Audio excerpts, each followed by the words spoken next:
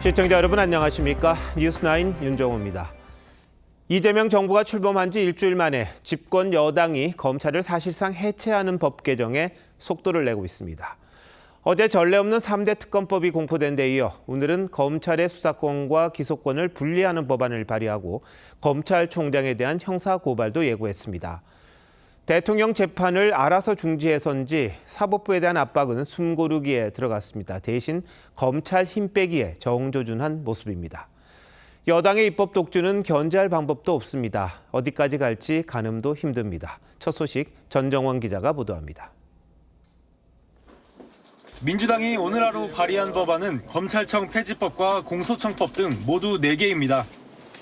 수사와 기소를 모두 맡았던 검찰청을 완전히 해체하고 행안부 산하의 중대범죄수사청과 법무부 산하의 공소청을 새로 만들어 수사권과 기소권을 나눠 이관하는 게 골자입니다.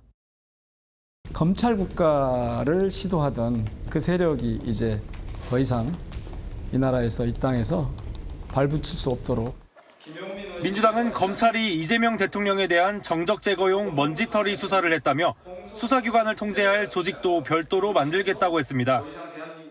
국무총리 직속으로 국가수사위원회를 두고 중수청과 국수본, 공수처까지 모든 수사부처들을 통제하겠다는 겁니다.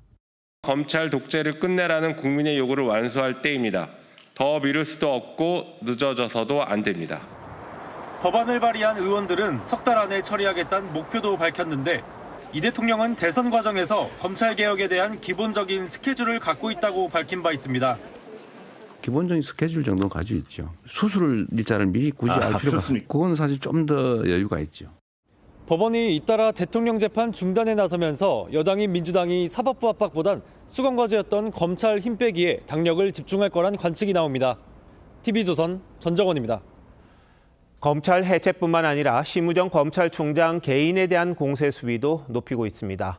석 달 전 제기됐던 자녀 특혜 채용 의혹을 다시 꺼내들어 공수처 고발을 예고했는데 임기를 1년 넘게 남겨둔 심 총장에게 사실상 자진 사퇴를 압박하는 거란 해석이 나옵니다.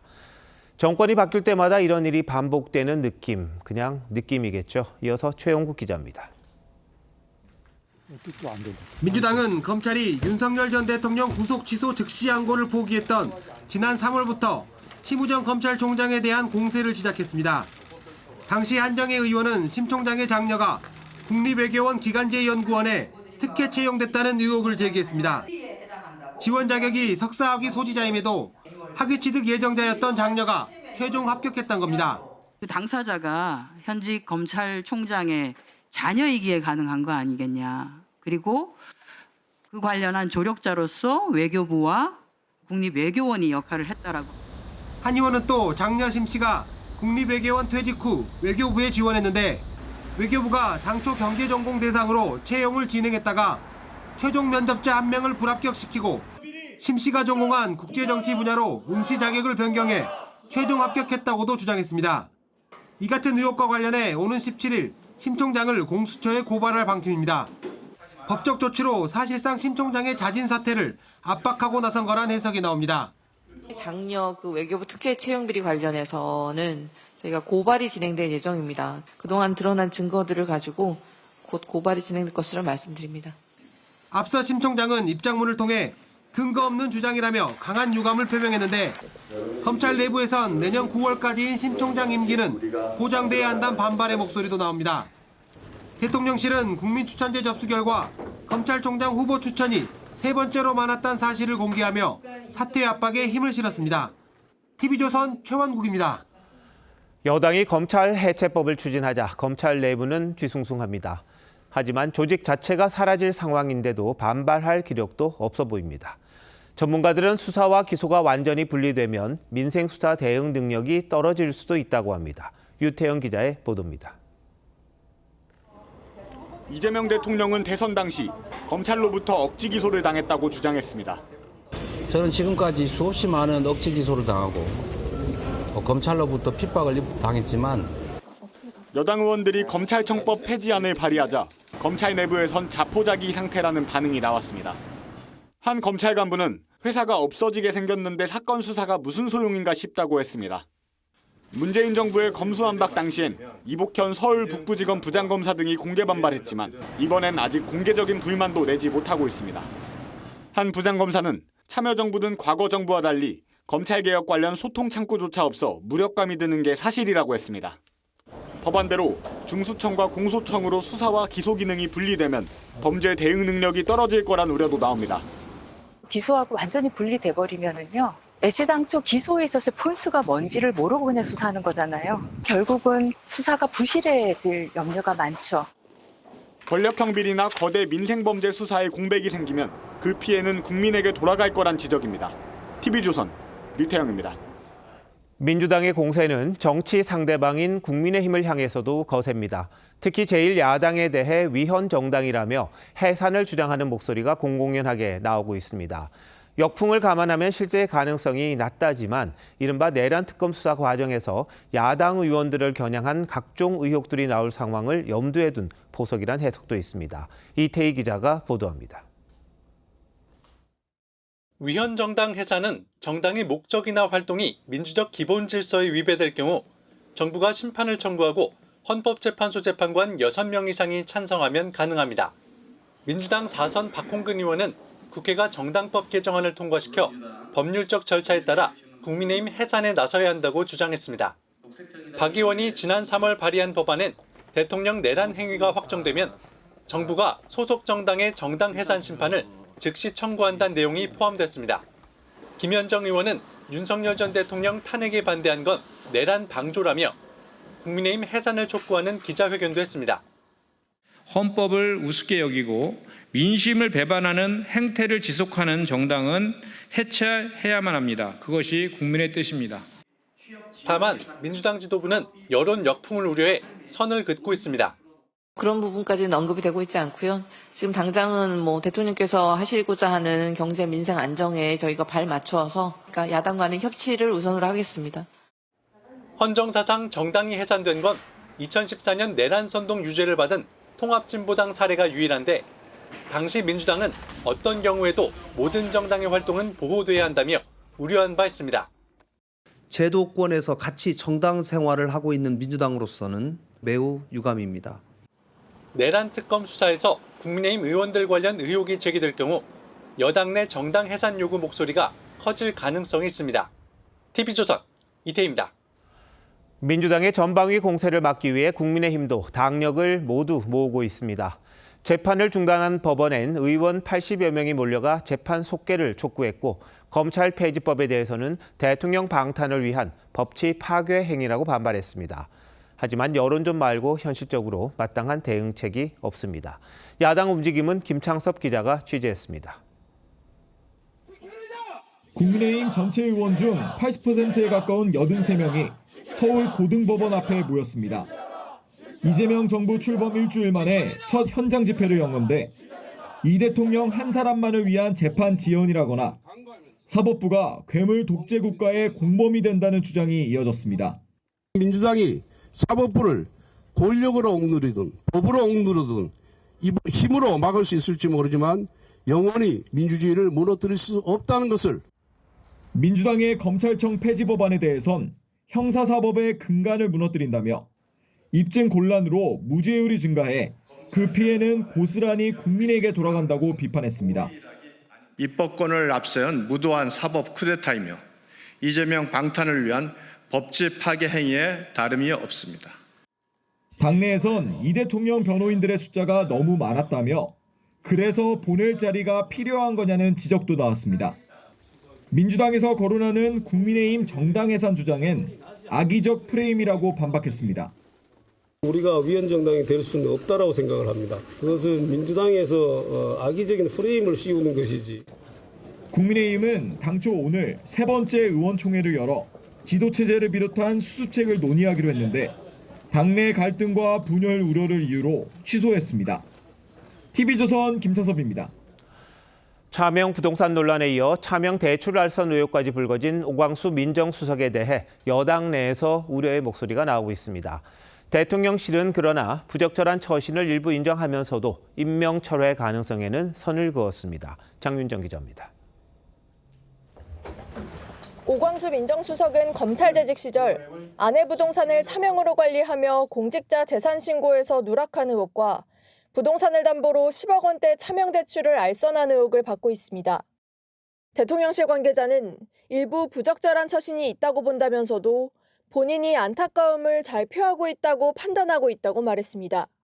오 수석의 거취 문제에 대해 여러 차례 질문이 나왔지만 구체적인 답은 하지 않았습니다. 사실상 임명 유지 입장을 바꾸지 않겠다는 뜻으로 해석됐습니다. 민주당 정성호 의원은 대통령이 믿음을 갖고 한 인선인 만큼 상황을 지켜보자고 힘을 실었습니다. 하지만 당초 검찰 특수통이란 이유로 임명에 일부 부정적이었던 여당에선 다시 우려의 목소리가 확산되는 분위기입니다. 유감이란 반응도 나왔습니다.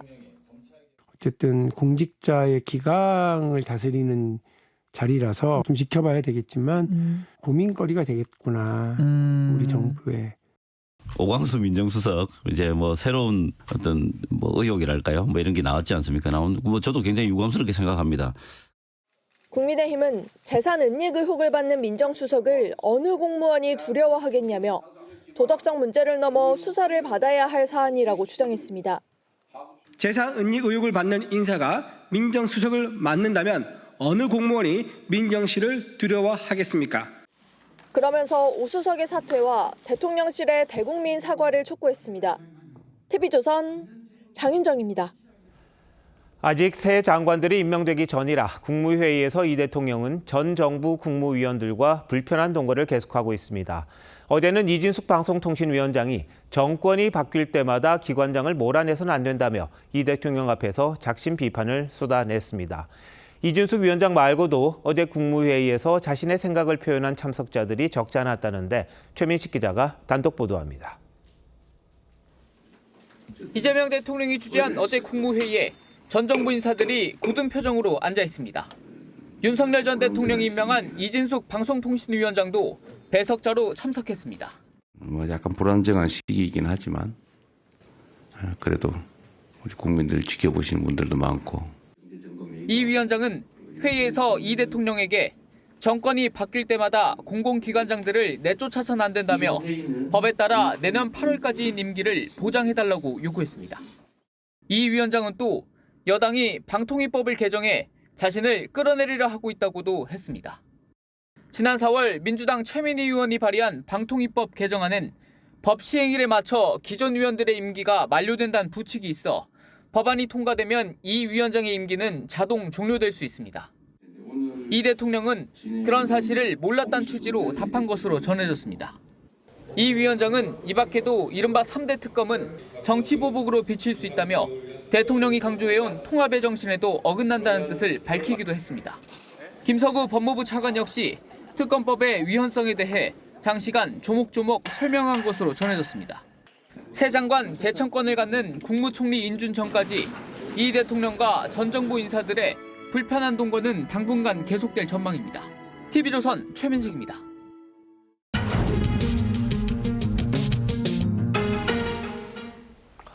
이 대통령의 통합 메시지가 무색할 만큼 민주당에서 강경론이 여러 갈래로 분출하고 있습니다. 이런 속도전이 여당 지도부만의 구상인지 아니면 대통령실의 입장인지 뉴스더 코너에서 정치부 황정민 기자와 더 짚어보도록 하겠습니다. 자, 황 기자, 민주당이 일단 재판중지법 그리고 대법관 증언법 이런 법들은 여론 부담이 좀 있어서 유보를 했잖아요. 그런데 사실상 검찰을 해체하는 법안을 발의했어요. 이건 어떻게 봐야 됩니까? 예, 이 검찰 개혁은 민주당의 수건 과제라고 할 수 있습니다.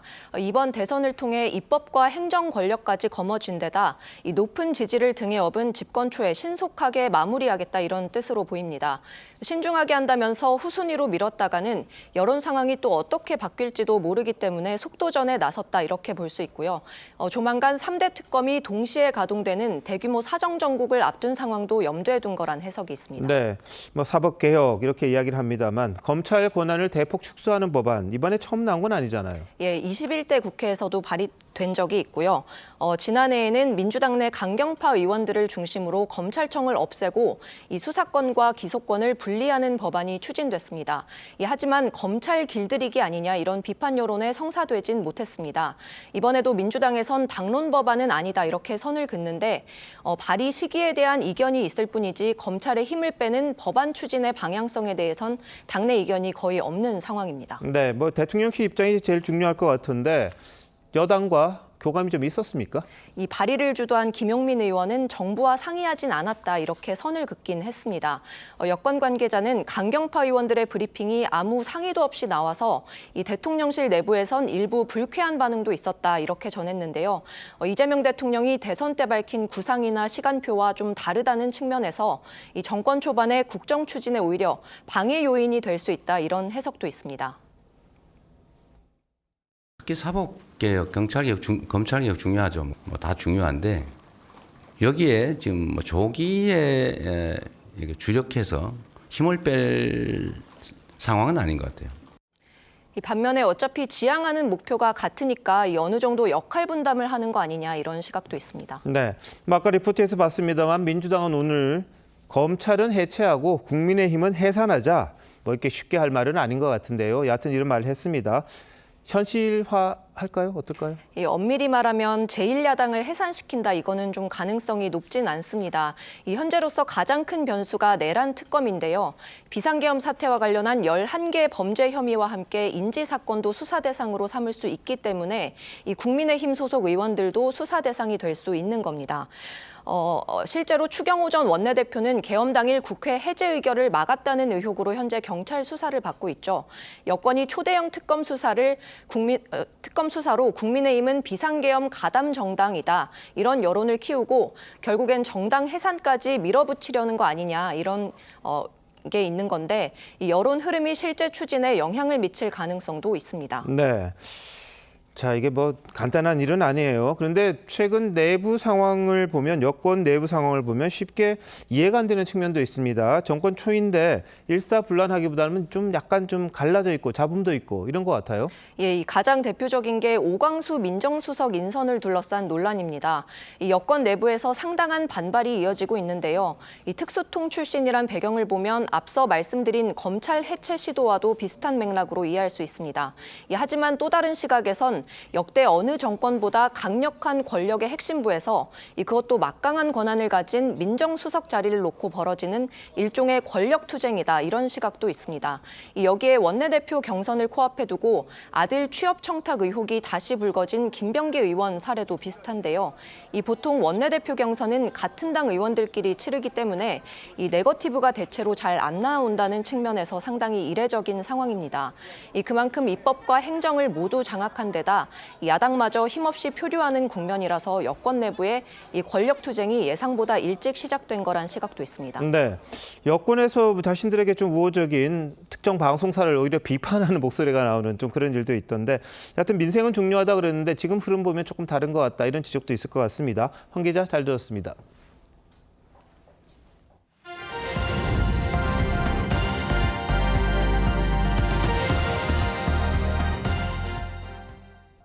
정권 교체가 실감나는 일이 또 일어났습니다. 우리 군이 전방 지역에서 실시하던 대북 확성기 방송을 전면 중지했습니다.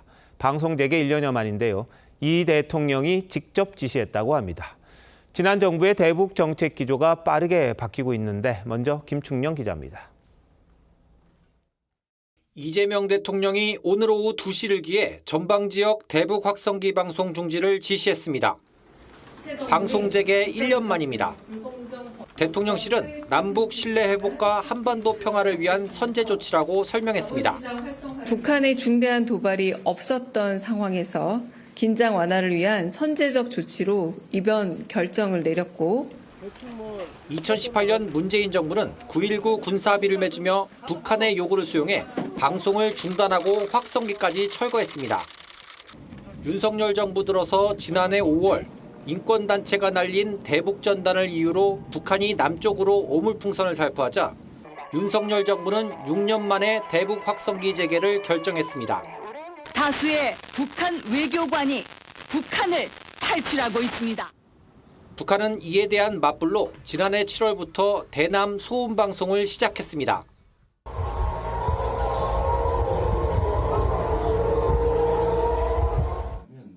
이재명 대통령은 후보 시절에도 접경 지역 주민들이 소음 피해를 보고 있다며 대북 확성기 방송 중단을 수차례 언급했고 대선 공약으로도 내걸었습니다. 대남 확성기 때문에 그 휴전선 인근 마을들, 도시들이 얼마나 고생했습니까? 다만 우리 군의 선제적 방송 중지에 북한은 별다른 반응을 보이지 않고 있고 오늘 오후에도 대남 소음 방송은 지속됐습니다. 군은 아직 확성기 철거 계획은 없다며 추가 지침을 기다리겠다는 방침입니다. TV조선 김충령입니다. 대북 확성기 방송 중지는 얼마 전 통일부의 전단 살포 중지 요청에 이은 두 번째 대북 유화책입니다. 지난 정부에서 강도를 높였던 대북 심리전 수단을 하나둘 먼저 내려놓고 있는 겁니다. 앞으로는 이 대통령의 대선 공약이었죠. 9.19 군사합의 복원도 서두를 거란 전망이 나오는데 북한이 호응할지 불분명한 상황에서 협상 카드를 너무 쉽게 쓰는 것 아니냐 이런 지적도 있습니다. 이채영 기자의 보도입니다. 밤이 되면 개성 시내까지 또렷하게 들린다는 대북 확성기 방송은 북한이 가장 두려워하는 심리전 수단으로 알려져 있습니다. 남쪽에서 벌어지는 쓰레기들의 준동을 48시간 안으로 재개한 대북 심리전 방송을 중지하고 철거하지 않는다면 지난해 8월 도보로 귀순한 병사도 대북 방송을 듣고 귀순을 결심했다고 증언한 것으로 전해졌습니다. 지난 9일 통일부가 시민단체의 대북 전단 살포를 중단하라며 기존 입장을 바꾼 데 이어 대북 확성기까지 선제적으로 중지하면서 주요 심리전 수단들이 모두 사라지게 됐습니다. 대통령실은 북한과 사전 협의는 없었다면서도 북한의 상황 변화를 기대한다는 입장입니다. 하지만 북한의 태도 변화를 유도하기 위한 협상 카드를 너무 쉽게 써버렸다는 지적도 나옵니다. 남북 간의 관계를 협상적인 측면에서 볼 때 카드를 쉽게 썼다라는 판단은 분명합니다. 이재명 대통령이 후보 시절 공약했던 남북 군사공동위원회 구성 등 9.19 군사합의 복원도 조만간 추진될 걸로 보입니다. 이딴 대북 유화책의 배경에 이종석 국정원장 후보자의 조언이 영향을 미친 거란 해석도 나옵니다. 이런 가운데 이 후보자는 오늘 단 한 번도 북한의 정통성이 있다는 말을 한 적이 없다며 이례적으로 일부 매체의 보도를 반박하는 입장문을 냈습니다. TV조선 이채연입니다. 음주 상태로 화물차를 몰던 남성이 신호를 무시하고 횡단보도로 돌진했습니다. 이 때문에 길을 건너던 시민 2명이 차에 치여 병원 치료를 받고 있습니다. 임희원 기자의 단독 보도입니다. 횡단보도 신호가 녹색불로 바뀌고 보행자 10여 명이 길을 건너기 시작합니다. 그런데 잠시 뒤 화물차가 쌩 달려오더니 횡단보도를 절반쯤 건너던 보행자를 그대로 들이받습니다. 그젯밤 9시 40분쯤 서울 종암동에서 화물차가 신호를 무시하고 돌진했습니다. 사람들이었었는데 마트에 갔다 오시는 분들 시간이 얼마 안 남았으니까 빨리 갔으면 가셨는데 지금.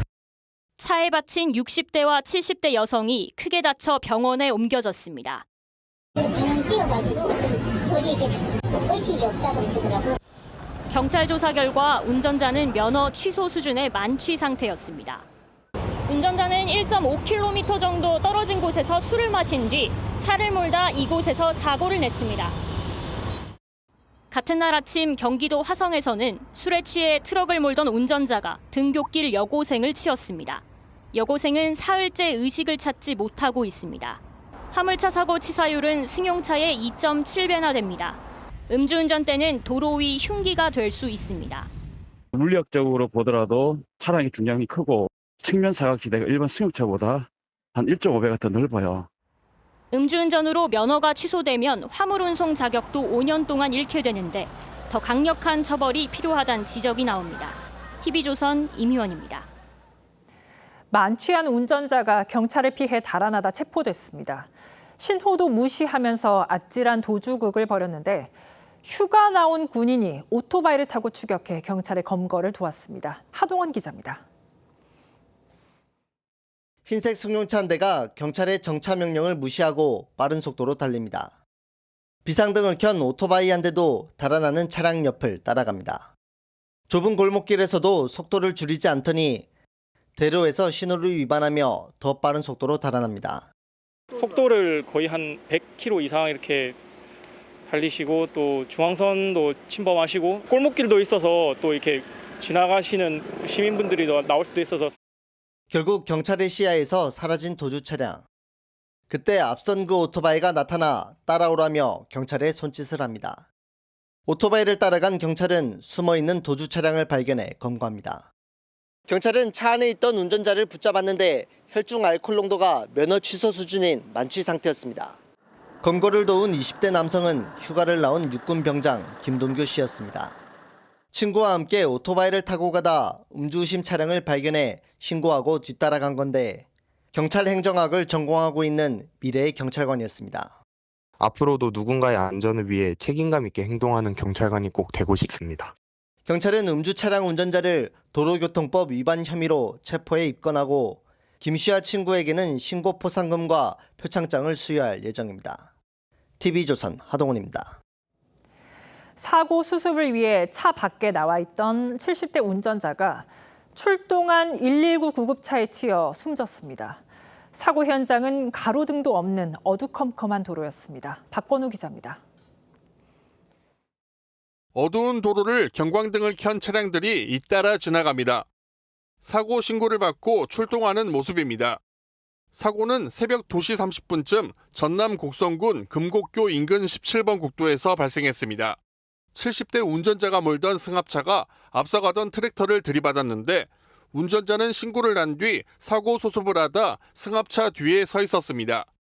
그러다 출동한 119 구급차에 치였습니다. 잇따른 사고로 승합차와 트랙터 운전자 모두 숨졌습니다. 교차하고 있거나 막 그때 당시 통행량이 많거나 복잡한 상황에 뒤에서 추돌. 그러니까 안타깝습니다. 사고 충격으로 트랙터와 승합차는 크게 부서졌고 구급차도 견인됐습니다. 이곳 사고 현장 인근에는 가로등이 없어 새벽 시간 도로는 어두컴컴한 상황이었습니다. 여기가 좀 약간 어두워요. 네, 아무래도 그거죠. 다리를 건너야지 이제. 승합차 운전자는 비상등을 켜고 트렁크를 여는 등의 비상 조치는 하지 않았던 것으로 알려졌습니다. 경찰은 구급차 운전자의 과실 여부 등을 판단하기 위해 자세한 사고 경위를 조사할 계획입니다. TV조선 박건우입니다. 보이스피싱에 속은 20대 여성이 모텔방에 스스로를 가둔 채 돈을 넘기려는 상황이 벌어졌습니다. 경찰이 이 여성을 40분 넘게 끈질기게 설득한 끝에 다행히 피해로 이어지는 걸 막았습니다. 김다루 기자입니다. 경찰관들이 한 모텔 객실을 찾아갑니다. 경찰관인데 보이스피싱 피해 의심된다고. 여성이 계속 누군가에게 문자를 보내자 경찰이 제지합니다. 핸드폰 이제 그만하실래요? 누구랑 하실래요? 실제로는 보이스피싱범과 문자를 주고받고 있었습니다. 여성은 경찰관의 설득에도 좀처럼 믿지 않습니다. 제복 입은 제복 경찰 공무원 말 안 믿으면 누구 말 믿을까? 그래서 핸드폰만 확인해 보겠다는 건데 그것도 싫다면서요. 피싱범은 자신을 검찰 수사관이라 속이고 여성이 불법 사기 대출에 연루됐다며 혼자 있을 수 있는 곳에 가지 않으면 바로 구속하겠다고 협박했습니다. 이에 여성은 모텔방에 20시간 머물면서 피싱범의 지시에 따라 스마트폰을 새로 구입하고 원격 제어가 가능한 악성 앱까지 다운받은 상태였습니다. 그리고 정신 차리시고요. 이거 가스라이팅 당하신 거예요, 뭐. 결국 40분 넘는 설득 끝에 경찰관들은 피싱범한테 받은 서류를 넘겨받고는 가짜라는 것을 확인시켜줍니다. 악성 앱이 설치가 될 경우에 보이스피싱 조직에서 그 전화를 당겨받게 돼 있거든요. 그러니까 계속 속을 수밖에 없습니다. 경찰은 수사기관은 절대 전화로 사건을 수사하겠다며 위협하지 않는다고 밝혔습니다. TV조선 김다로입니다. 지방에 사는 환자들이 서울에 원정 치료를 받으러 오는 모습은 이제 익숙한 풍경이 돼버렸습니다. 지역 간 의료 서비스 격차가 크기 때문인데요. 정부가 이런 불균형을 해소하기 위해 지역 의료 지도를 개발한다고 합니다. 어떤 내용인지 박재훈 기자가 전해드립니다. 평일 오전 서울의 한 대형 병원 셔틀버스 승강장 앞에 긴 줄이 늘었었습니다. 30인승 버스가 순식간에 지방에서 온 환자들로 차버려 다시 30분을 기다리기 일쑤입니다. 3개월마다 한 번도 올라오는 기술이든지 의료진들이 조금 아마 지방보다 조금 낫지 않나 그렇게 생각해요. 사는 곳 근처에서 치료를 받고 싶지만 상황이 여의치 않습니다. 왔다 갔다 하는 게 힘들지. 경북 쪽에도 여기 몇 그릇 이러면 해주면 굳이 올 필요가 없죠. 그러니까 그런 여건이 안 되니까. 이처럼 사는 지역을 벗어나 수도권 상급 종합병원에 입원하는 지방 환자는 제주도의 경우 10명 중 9명이 넘고 충북도 40%에 달합니다. 특히 적절히 치료했다면 생명을 건질 수 있었던 치료 가능 사망자는 인구 10만 명당 충북이 약 53명으로 가장 많습니다. 이 같은 지역별 의료 격차를 줄이기 위해 정부가 지역 의료 지도 개발에 착수했습니다. 소아, 분만 등 필수 의료 4개 분야의 지역별 의료 자원 수요 공급 상황을 전국 지도를 통해 한눈에 볼 수 있게 하는 겁니다. 의료 자원에 대해서도 정부가 어느 정도는 기본 통계 인프라를 갖추고 그걸 기반으로 해서 의료 제공 체계에 증거에 입각한 정책을 피겠다. 정부는 지역 의료 지도를 바탕으로 지역에 맞는 수가를 신설하는 등 지역 의료 살리기에 나선다는 방침입니다. TV조선 박재훈입니다. 네, 최근 약을 복용하고 운전대를 잡았다가 형사처벌을 받는 사례가 잇따르고 있습니다. 병원에서 정상적으로 처방받은 약도 문제가 될 수 있는 건지 김주영 기자와 따져보겠습니다. 김 기자, 최근에 방송인 이경규 씨가 약물 복용 운전으로 경찰 조사를 받게 됐죠? 네, 지난 8일에 이경규 씨가 주차관리요원 실수로 자신의 차와 같은 기종인 다른 차를 잘못 몰고 갔다가 신고를 당했습니다. 출동한 경찰이 한 간이검사에서 약물 양성 반응이 나왔고요.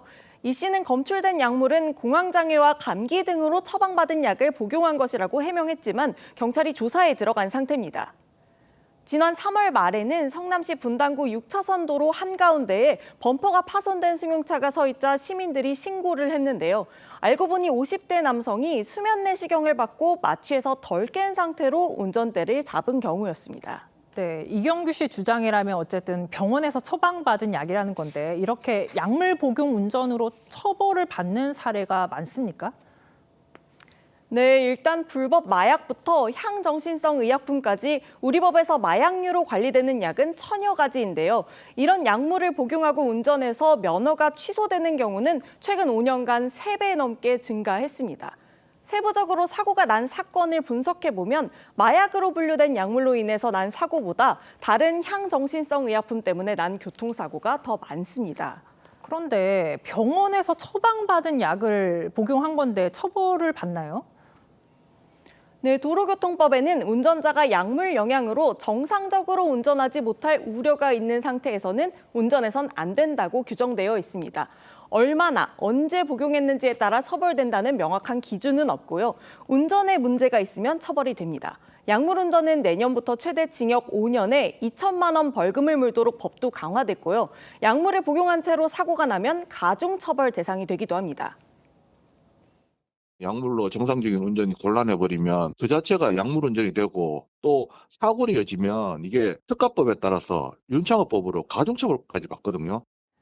네, 그렇다면 복용 시점에 따라서 위험한 정도가 달라질 수 있잖아요. 혹시 먹고 나서 얼마 동안은 운전하면 안 된다, 뭐 이런 기준이라도 있습니까? 네, 영국, 독일, 캐나다 같은 경우 졸피뎀 등 주요 의료 약물과 불법 약물의 혈중 농도 임계값을 정해놨습니다. 음주에 대해서 혈중 알코올 농도를 측정하는 것처럼 약물도 처벌 기준을 명확히 해둔 건데요. 우리도 위험 약물 임계값을 법적으로 정해놓고 복용 후 몇 시간 내에는 운전을 하지 못하도록 지침을 정하는 등 보완이 필요하다는 지적이 나옵니다. 네, 그렇군요. 특히나 수면제나 신경안정제 같은 향정신성 의약품 복용하는 분들 많을 텐데 주의하셔야겠네요. 네, 최근 4년간 의료용 마약류 처방 환자 수는 계속 늘어나서 지난해에는 2천만 명을 넘겼습니다. 전문가들은 중추신경에 영향을 미치는 약을 복용하는 경우에는 의사나 약사의 복약 지도를 꼭 지켜야 한다고 했습니다. 대표적으로 향정신성 의약품 계열이고 특히 운전을 못하게 하는 우울증약이나 수면제라든지 졸피뎀 포함해서 아니면 공황장 ADHD 약 같은 것은 운전하기가 어렵다는 얘기죠. 네, 혹시 약을 복용 중이시라면 꼼꼼히 확인하고 판단하셔야 될 것 같습니다. 김 기자 잘 들었습니다.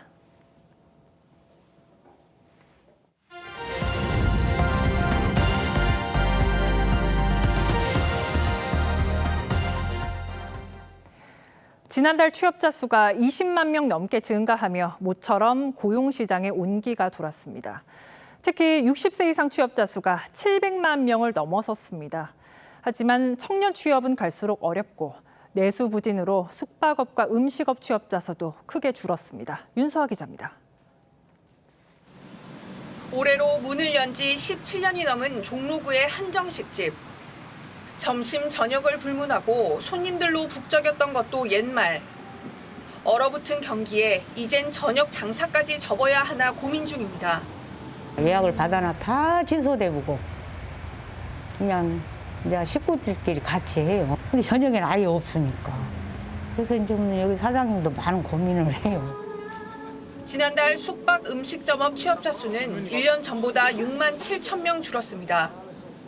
경기 불황의 그늘이 짙어지면서 3년 반 만에 최대폭으로 감소한 겁니다.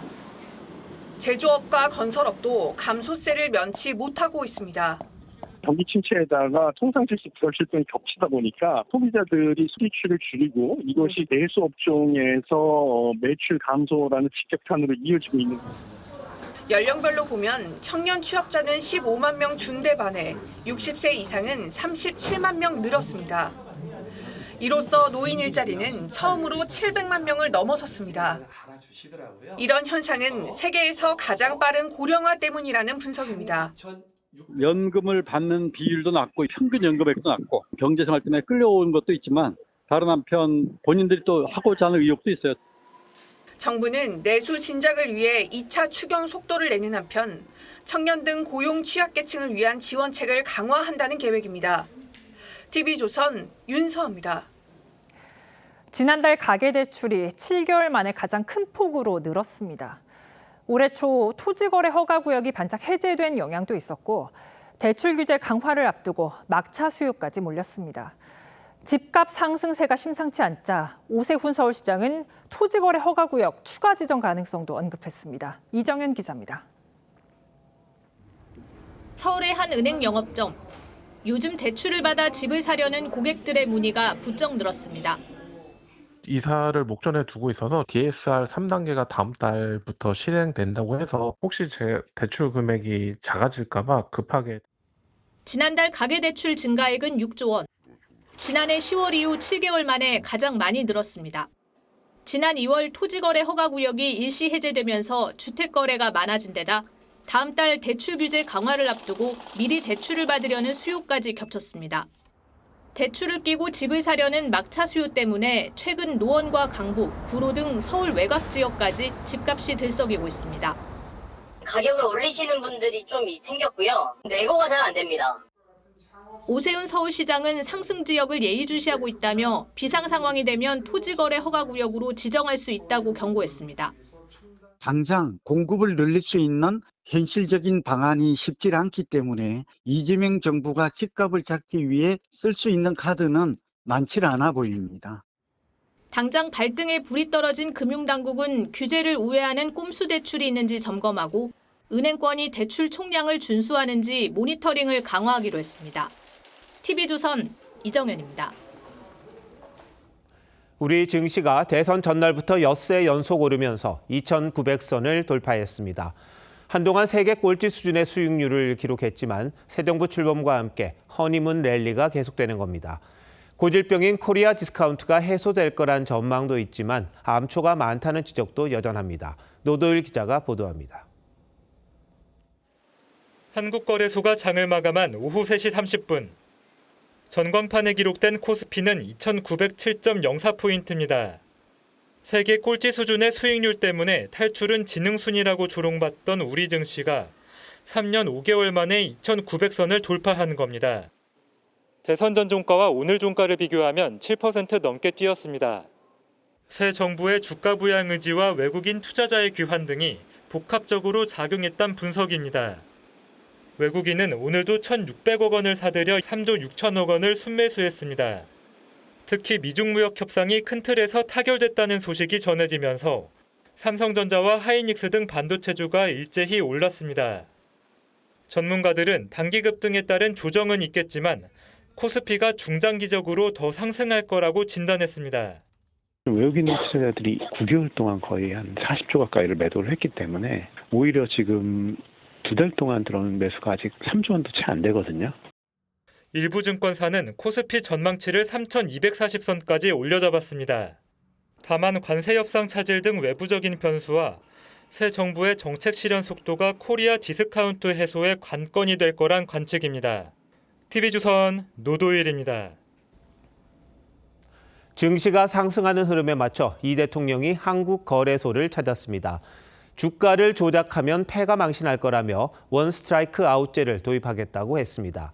소액 주주의 권익 보호, 배당 확대도 시사했는데 재계와의 의견 조율이 관건입니다. 최지원 기자의 보도입니다. 한국거래소를 찾은 이재명 대통령은 우리나라 주식시장이 불공평하다고 지적했습니다. 다른 나라 사람들이 보면 저 시장을 어떻게 믿냐. 이 시장의 불공정성, 불투명성을 해소하는 것 또는 최소한 완화하는 게 이게 제일 중요한 과제인 것 같아요. 대한민국 주식시장에서 장난치다가는 패가 망신한다는 걸 보여주겠다며 주가 조작 등 불공정 거래에 대한 원스트라이크 아웃제 도입을 시사했습니다. 이 대통령은 또 미공개 정보 이용이나 불법 공매도 적발을 위한 시스템 개편이 필요하다는 의견에 즉석에서 대책 마련을 지시했습니다. 제재가 너무 늦다. 더하기 아마도 수위가 너무 낮다. 하나만하다. 그런 거죠. 일단 시기는 가능하면 이게 아까 우리 실장님 우리나라가 중국보다 배당을 안 한다며 배당 촉진을 위한 세제 개편안을 준비하고 있다고도 했습니다. 이 대통령은 대주주들의 권한 남용을 억제하는 목적의 상법 개정안 처리 필요성도 거듭 강조했습니다. 다만 민주당에선 정부 여당이 된 만큼 재계가 반대하는 상법 개정에 속도 조절이 필요하다는 의견도 나옵니다. 재계는 특히 지배주주의 의결 권한을 최대 3%로 제한하는 3% 룰에 반발이 큽니다. 민주당 한 의원은 무조건적인 대기업 밀어붙이기보다 소액주주 보호부터 우선하는 방향으로 갈 필요가 있다고 했습니다. 이 때문에 이 대통령이 조만간 기업 총수들로부터 관련 의견을 듣는 자리를 마련할 가능성도 있습니다. TV조선 최지원입니다. 미국 LA에서 불법 이민자 단속에 반대하는 시위가 닷새째 이어지고 있습니다. 도심 일부엔 야간 통행 금지령까지 내려졌고 이제 시위는 다른 대도시로 확산하는 양상입니다. 텍사스주는 자체적으로 주 방위군 투입을 결정하며 트럼프 대통령에게 힘을 실었습니다. 변지영 기자입니다. 해가 지자 경찰이 줄지어 이동하며 시위대를 해산하고 도로를 통제합니다. 시위 닷새째 접어든 현지 시간 10일 밤 8시부터 다음 날 아침 6시까지 LA 도심 일부 지역에 통행 금지령이 내려졌습니다. Have declared a local emergency and issued a curfew for downtown Los Angeles to stop the vandalism, to stop the looting. LA 지역 내 시위는 다소 누그러들었지만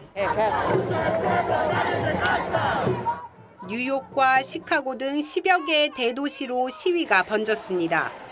I just keep seeing people go more and more and more, and they just keep coming, and it's just the more I see, the happier I get. The more my heart is full. 트럼프 대통령은 시위가 외적의 침공이라며 강경 대응 기조를 재확인했고 공화당 텃밭 텍사스주도 주 방위군을 투입하겠다며 트럼프 결정을 지지했습니다. If there's an insurrection, I would certainly invoke it. We'll see, but I can tell you last night was terrible. The night before that was terrible. 연방법원은 해병대와 주 방위군을 법 집행에 사용하는 걸 막아달라며 캘리포니아 주지사가 낸 긴급 금지 명령 요청을 기각했습니다. 트럼프 대통령의 생일인 오는 14일, 최대 규모의 반트럼프 시위가 전역에서 예고되어 있어 긴장이 더욱 높아지고 있습니다. TV조선 변재영입니다.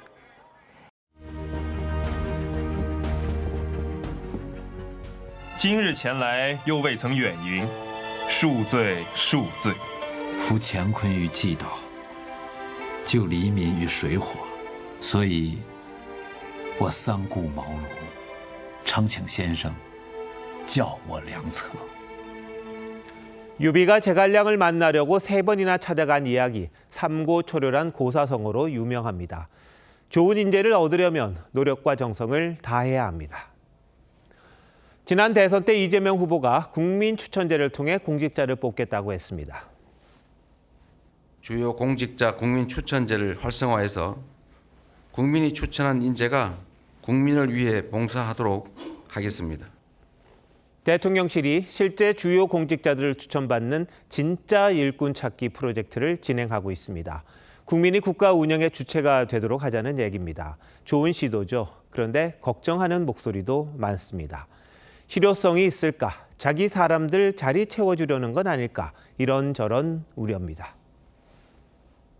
이번에는 한 분도 못하게 될지는 모르지만 그러나 그런 절차를 거치는 것이 매우 의미 있다라고 생각하신 것 같고 김민석 국무총리 후보자 역시 잘 될까 확신하지는 못하는 듯합니다. 대통령실에선 내년 임기가 끝나는 대법관, 공영방송사장도 국민추천제를 적용할 수 있다는 얘기가 나옵니다. 민주당 의원이 발의했던 법원조직법 개정안은 비법조인도 대법관이 될 수 있기 때문에 이른바 국민추천만 있으면 김어준 대법관도 가능할 듯합니다. 일부에선 업무 능력보다 인지도가 있는 사람, 팬덤이 있는 인기 투표처럼 되는 건 아닌가 우려합니다. 예능 프로그램처럼 될지도 모른다는 겁니다. 또 다른 걱정은 국민의 뜻을 왜곡할 수 있다는 점입니다. 문재인 정부가 탈원전을 강행할 때 근거로 든 게 신고리 공론화위원회 시민참여단의 설문조사였습니다. 471명이 참여했는데 적절한 근거였는지 의문입니다. 시민의 뜻으로 포장해 뭐든 마음대로 하면 사달이 날 수도 있습니다. 공자는 사람이 있어야 정치가 일어나고 없으면 그친다고 했습니다.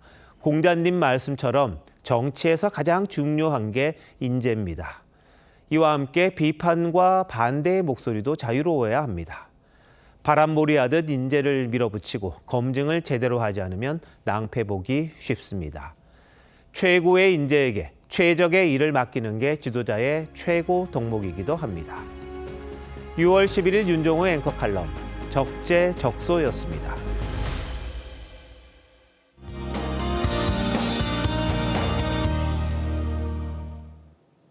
오늘도 전국적으로 더위가 이어졌습니다. 내일 서울의 낮 기온은 31도까지 오르면서 올해 최고 기온을 기록할 가능성이 있겠습니다. 대전과 대구도 30도 안팎까지 오르겠습니다.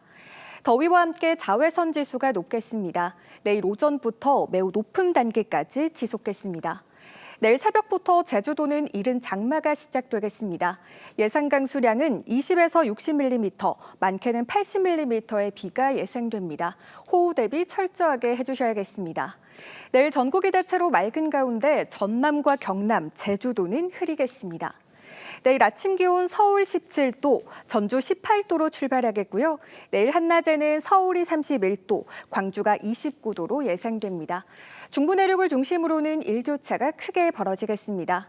모레는 남부지방에 비가 내리겠고 주말에는 전국으로 확대되겠습니다. 날씨였습니다. 6월 11일 수요일 뉴스9 마칩니다. 시청해주신 여러분 고맙습니다.